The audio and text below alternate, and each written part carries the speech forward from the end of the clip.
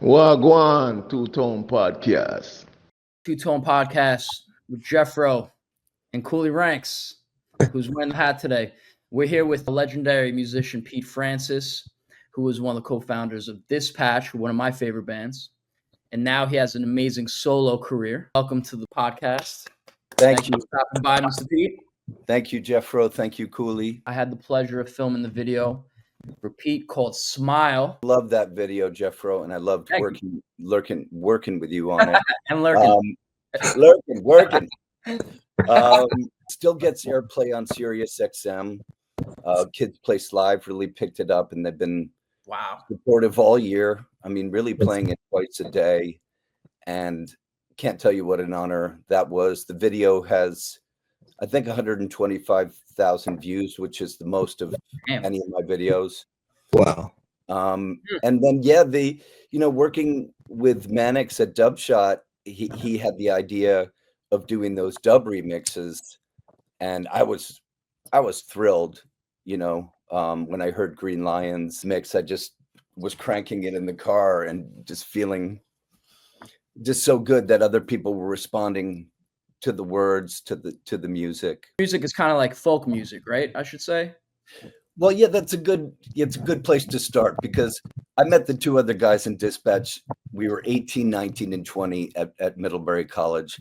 And really, we came together, each of us with an acoustic guitar, and we would strum in stairwells or wherever it would kind of sound cool. And I think what we loved there were the blending of the voices, the harmonies, and then songs that we felt proud of, songs that we wanted to sing. And we would have a tape recorder and we would record our songs and then listen back. And that was really the beginning. So in that sense, yeah, it was kind of folky. I think it's one of the most amazing things ever, Do you guys remember that there was a Marley box set that came out, and he was playing an acoustic guitar that had like 4 strings on the cover, and that came out in maybe 95. And hearing the different versions of reggae, it just blew me away. I just felt the melody, the rhythms, and that there was something really heartfelt about it. Dispatch, we really did. We loved that. And so bringing that style to our music was cool. And then for me to further do it with Smile and now kind of open up to the world of more reggae and dub has just been amazing. My time with Dispatch, we got to play some huge venues. We sold out MSG 5 times. We sold out the Boston Garden twice, Red Rocks, Red Bull Arena, all over the US, Europe, and Australia. So it was a remarkable experience to see thousands of people singing the lyrics that you wrote. In my solo work, I don't know if I'd mentioned to you, Jeff, but I did get to tour with Steel Pulse, Ziggy Marley. I have to say, Steel Pulse is still one of my favorite bands of all the bands. Just remarkable, singing. And I would stand by, while they were playing the side stage, and I hadn't really gotten that where a guy from Jamaica might say respect with the fist bump. And I have to say that just felt so good to receive that from the band, when they would check out my set or my sound check. So that kind of filled my heart with goodness. Ziggy, of course, is amazing. I remember Santa, his drummer, I just loved. And then, Dispatch, we got to do some shows with Damien and Steven. And that's where I first saw Flagman. And I couldn't believe, just that power of holding the flag. And I'm a huge fan of their music. And just to segue a little, I'm working now on a new remix of Smile with Bonsai Caruso, who has worked a lot with the Marley family. It's a huge honor for me to be working with him. And over the last few weeks of working, I've been reading interviews with him, and he is just the real deal.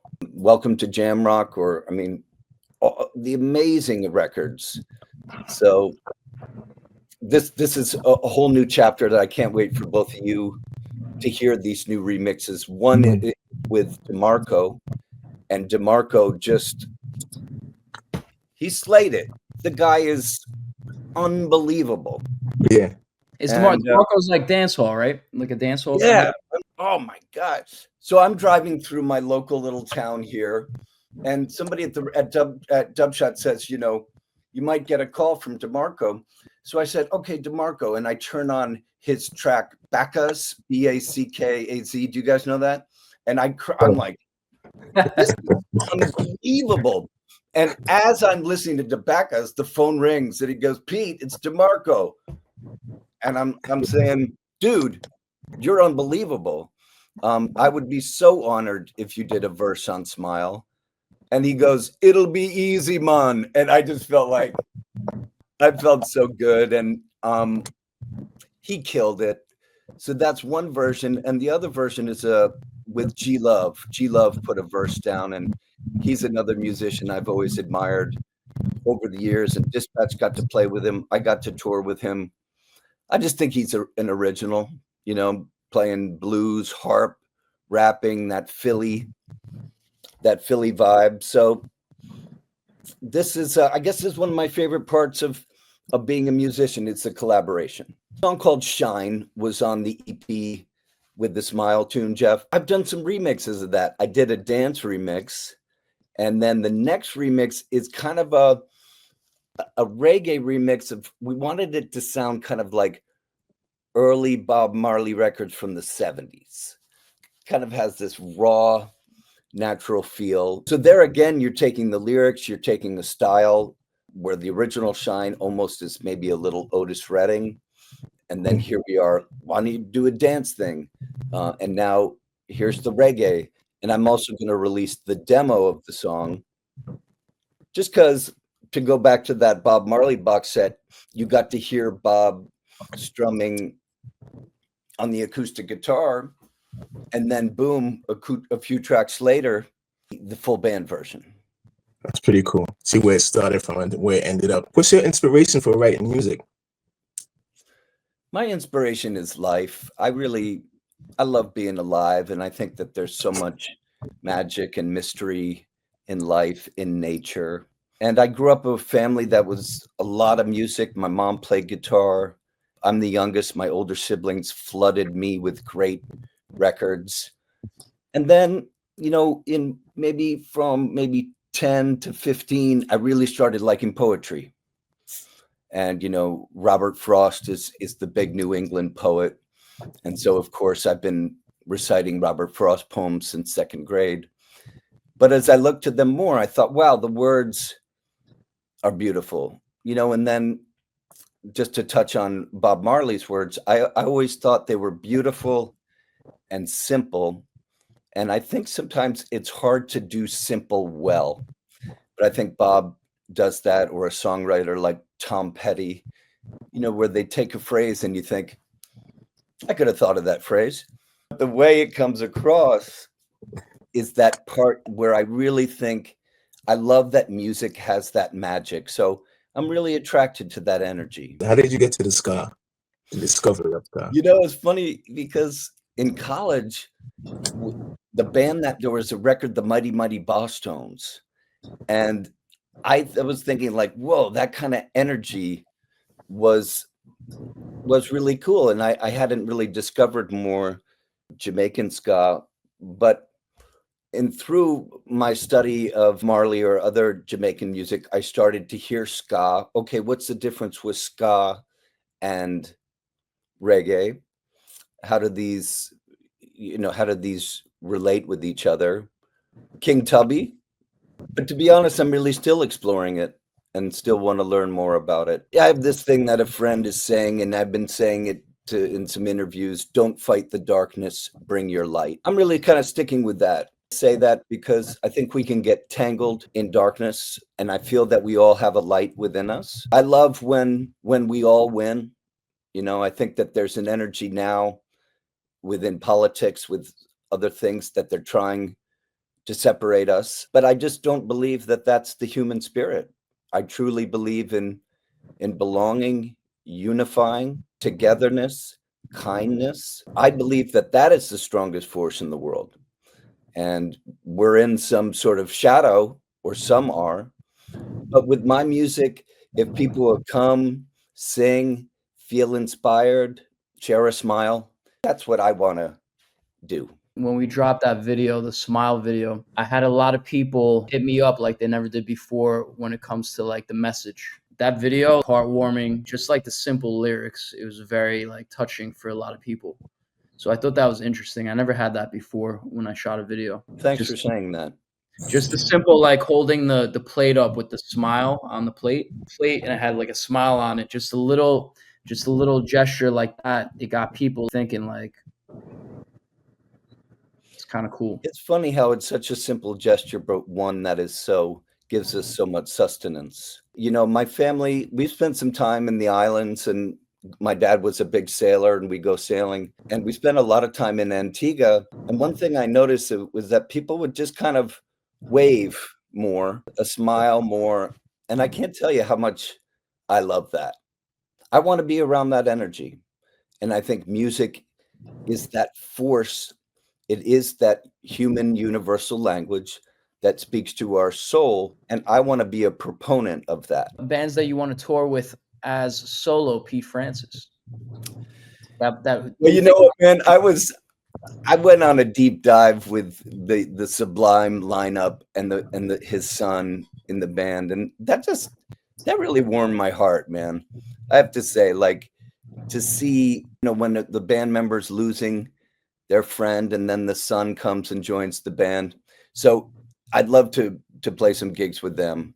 I got a chance to talk with Ky-Mani Marley at the Marley Brothers show in Bridgeport, which was a fantastic show.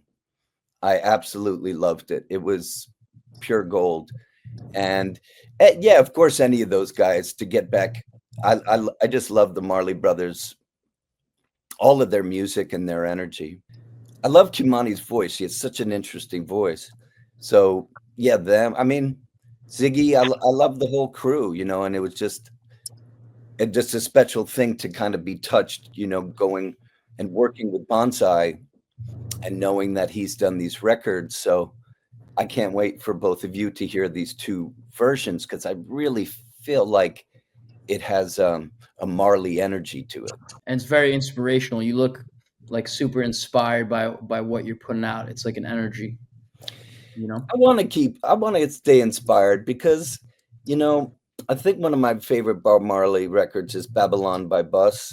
And, you know, when he sings that positive vibrations, I just love that. And I feel like, I think all of this is just going to come from the people, come from the musicians and the artists, or people who love that energy. So I just hope to be a part of that, you know, a member of that band.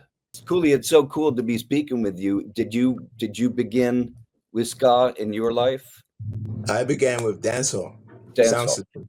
Yeah, sound systems in New York. Stumbled on ska with a dare. It was like I did a lot of music at that time, and then I found a manager, and she wanted me to take the place for the Toasters when they lost their two front guys. So she said, you know, go check it out, do a tour with them, and then we'll go back to the dance hall. She thought I needed some stage experience, which whatever. So I did that, and I kind of liked it. Stuck around a little longer than I intended, and then left, went back to the dance hall, and then 1993, I returned from England, and I went back to the Toasters. Did a couple of years with them again, and started my own stuff. My band is called Pilfers. You should check them out. If I'm getting into ska, checking out Toasters, are there other groups you'd recommend? Yeah, I would check out the Pie Tasters, Mustard Plug, Hepcat, Operation Ivy. No, we're going to talk about. He knows Operation Ivy, Rancid. Do you feel that when you started and you were with Dispatch, you had like a big college scene? Would you say that was like most of the scene? You know, it was so interesting, man, because without all of these YouTube, Spotify, it was simply get in, you know, the van or the station wagon, let them know that you're coming, and play the gig at schools. And the gigs at schools were just so fun. They really were fun, you know. We're partying, afterwards, running around, doing our thing. I just loved it. And then you get to sell. What the part that I miss right now is handing someone a CD and signing it and looking at the liner notes, which as a band we took so much care into. Oh, did we thank him? Did we thank those guys? Oh yeah, make sure you got the engineer. Remember Jack who recorded and that was really everything to me. So I do miss that. And I don't, bands now are doing, this world of TikTok and all that. It kind of is what it is, but it's different. And there are interesting things there, but I loved making up a flyer and sending it and having them stick it to the door and, bringing a t-shirt. And this is my question. I'm intrigued. I want to ask this. Yeah. And I don't even know if you have an answer either, but you might. So your last concert was supposed to have, 5,000-10,000 people. It's the last concert. And I read you had 100,000 fans. Like, how does that even happen? It was the most surreal day of my life. I'm like, it could have rained, so we called this the last dispatch because, with bands are always breaking up. And then the next thing you know, they get together and doing more shows. So this was our attempt at a big breakup.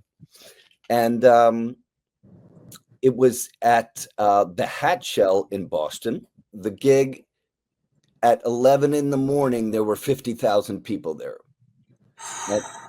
But how's that happen? Like, there's no Facebook, MySpace, Instagram. Like, how do people know to show up? I get the word got out, and people just traveled from other parts of the world all over the country. Damn. And here's part of my theory, though. As I mentioned, we did so much touring, and then after every gig, we like to talk to everybody and be friends with everybody. And, then there were, back in those days, some blogs and people would write in. And I think we really wanted to be a band that could relate to people. And I do feel like that energy came back that day. And those people in Massachusetts, right? In near Boston? This is in Boston at the Hat Shell Amphitheater. They were not ready for this. Then the highway, they had to close the highway, Starro Drive. And, it was 70,000 at 3 p.m. And when we went on at 6, it was 110,000. 110,000. Damn. It was completely surreal. Did you sell any t-shirts? I hope you sold some t-shirts, man. There were some t-shirts. Merch sales? Merch sales? Maybe that paid for the hotels we were staying at. But man, music, sometimes I'm like, music should be free in many sense. Like, the music business is a huge complicator. In essence, I want to make money, of course, but I guess for musicians, you make more true money by playing gigs, and however they divide up all this music in the business is completely complicated. But just to the point of music for the people and a free concert, and Cooley, maybe to your point about that was 2004, I feel like people were more open to big gatherings. That Boston bombing hadn't happened yet. The fear, I think we're all dealing with fear. But that day and a lot of these concerts, you just feel the joy and the togetherness. It sounds like you could do it again. Yeah, I'm not counting anything out. It's like we're all on these journeys and doing our best. Dragon Crest Collective. That's your crew, right? That's really my crew, and my wife and I, we run that business. It really is, the philosophy is just being about people who love art, artists want to be part of the creative process, community, collaboration, creativity. That's kind of the vibe. Dragon Crest is my recording studio. That's kind of like, you know, it's the company behind Pete Francis and my wife Katie, and she does a lot of the artwork for the albums, and she comes up and sings. So we have a nice connection there. What's that beach that we went to near Greenwich? Todd's Point. Yep. Wow. Yeah, that was a nice place. Just to come back to your video, it's such a good vibe. Have you been working on any videos lately? Always. Yeah. What are you working on? New band out of San Diego called Last Call. Cool. To do the video? I have like a few videos I'm doing with them. Yep. Cooley and I actually just went to Reggae Rise Up, which is a festival. How was it? Really good. Kind of like brought all the American reggae artists together. You know, they call it like the Cali reggae scene. Oh, cool. So, was that in Vegas? This one was in Arizona. They have four. They have a Vegas, a Florida, Arizona, and now they got another one in Oregon that they're doing in August. Wow. And, who was a standout band to you? Damian Marley played, but for me personally, I know Cooley and I were on stage for Jesse Royal. I love that dude. His energy is ridiculous. Jesse Royal was cool. Collie Buds is my dude. Grateful to meet people when they're starting out. Cooley played with a band called Fayuca, so Cooley got to play. That was a really cool thing to watch. How was that set, Cooley? That set was amazing. The band is amazing. They write pop reggae songs. But the band for me for that trip was Aurora Wave. Aurora, yeah, it was like reggae heavy metal.